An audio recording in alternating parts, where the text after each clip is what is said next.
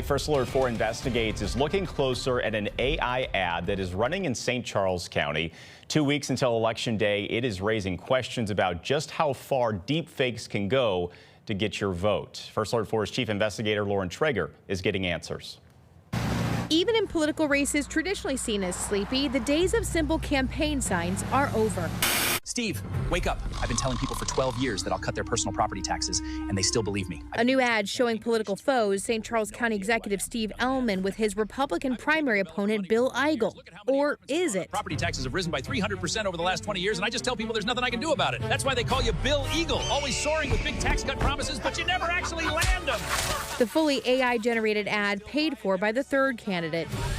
I'm Jason Law.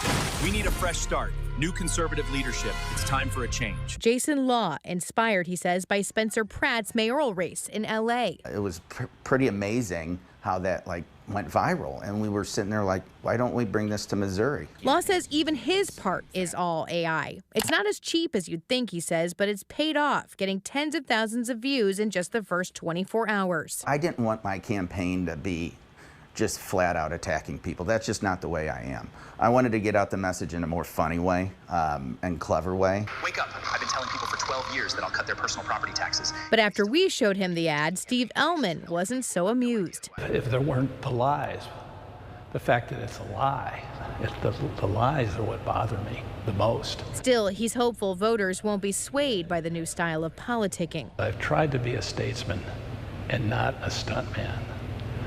And this is a stunt. AI is everywhere, and it's not exploding. The explosion has occurred. Dr. Timothy Lewis, a dean at Harris-Stowe State University, says in this local election cycle, whether it's little Legos or talking mules, AI is playing a big part for the first time.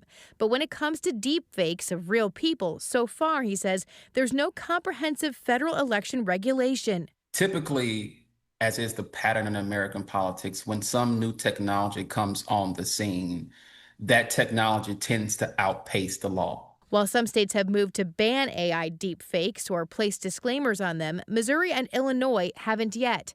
And most voters, Dr. Lewis says, do not know the difference between what's real and what's not. Without any laws regulating AI, it places a greater burden on the voter, on the citizen, to be informed.